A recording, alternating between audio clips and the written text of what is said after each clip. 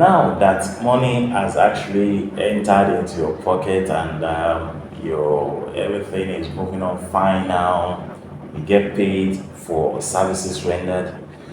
What do you actually do with this money? Do you go out there to enjoy yourself? Do you actually invest the money? Do you actually save the money? Do you actually spend that money on ostentatious goods or expensive or luxurious life, or you live an expensive lifestyle, or because you want to actually trend in the society? When you actually get paid, with your pocket full, you understand, where do you spend the money? The first way to build wealth and create financial freedom is the use of your money. Of course, money answers all things. But even though it is answering all things, do you spend the money in the right way? Spending the money in the right way will guarantee your financial freedom, and it will give you a stable financial life. Now, a lot of people actually have budgets. They will tell you they have a budget, they have what they are working on, but at the end of the day, a lot of people don't follow this budget. So, how proactive are you with your budget? Do you follow your budget? You have what you have created, or you just abandon the budget? Now, welcome to another segment of intellectual brainstorming. Now, today we're going to be talking about what do you do with your money whenever you are paid at the end of the month, or you render the services to some people and they're not paying you for the services you have actually rendered. What do you do with that money? Number one thing you should be doing with your money is that you must save some part of this money into your account. So, when you save some part of this money into your account, you are saving it for a period of emergencies.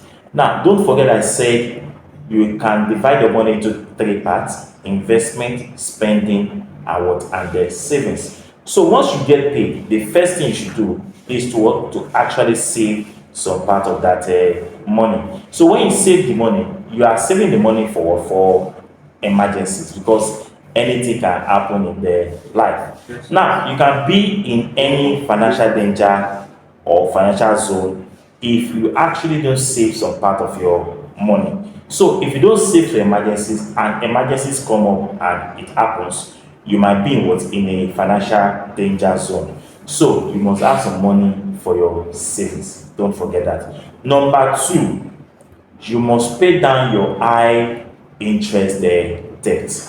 Now, a lot of people today, they've actually collected money. In fact, people like collecting credit card. They like collecting, borrowing money, you understand, from financial organizations or banks and mortgage financial institutions and online applications, apps. And at the end of the day, these banks, these financial institutions, they charge you for interest for the money you have collected. Now, when you collect this money from this financial organization, you are making them rich and making yourself broke.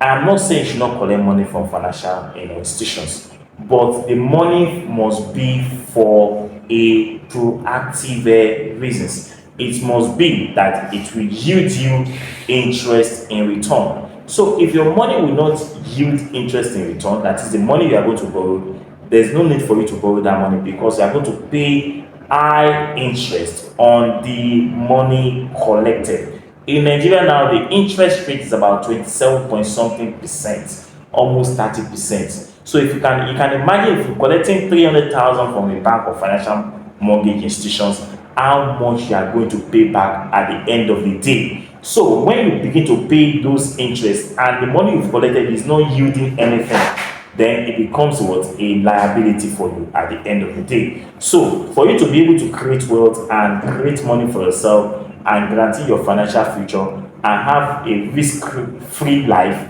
then it's imperative that you must pay down all these high interest debts. Now, number three factor is that you must invest 15% of your income. Now, when I say 15%, I do not necessarily mean that it is important or a tantamount that you must invest 50%. If you have the ability to invest more than 15%, you can invest more than 15% every month. So you must invest part of your money. So anytime you get paid, you must take some percentage of that money into investment. You know, investment is something like when you just start it, it will look like so as if it is very small, the money is very small. But in a year, if you are very, very consistent and you do it for a year, God, if you are very consistent and you do it in a year, I can bet you can be a millionaire within a year. You can have up to 1 million or more than 1 million naira in your investment in a year. And mind you, when you have more than 1 million naira in your investment in a year and you do it for 10 years, that is 10 million on a compound interest form, on a compound interest pattern, that 10 million will guarantee you 20 million in the next 10 years. And I can bet you can save more than that. So what are we talking about here? So investment what is the guarantee of the future. So you can also use part of this money to facilitate what I call financial education. This will make you to it will teach you on how to on areas in which you can actually invest your money and actually make some money. Do you understand? Invest and actually make some money. It will teach you where you can actually invest your money, like maybe something like a stock, like real estate, like rented properties, or going into what we call active strategy or what, or passive strategy. So financial education is very, very important. Financial education is different from what you have been taught in your school or what you know when you were in school, when you came out with a first class or second class lower or second class upper. It's quite different. So financial education is very, very important. Then another thing is that when you get paid, you must spend some part of your money. After you have saved some money, after you have invested some money, the next thing is what to spend some part of the money. But when you are spending also, you must be prudent in your spending. You must be prudent in your spending. You must be able to differentiate between what you want and what you need. You need to prioritize what you want and what you need. So you must prepare most of the things you actually need. You know, before you start spending that money, you must have a workable budget. You must have a workable budget.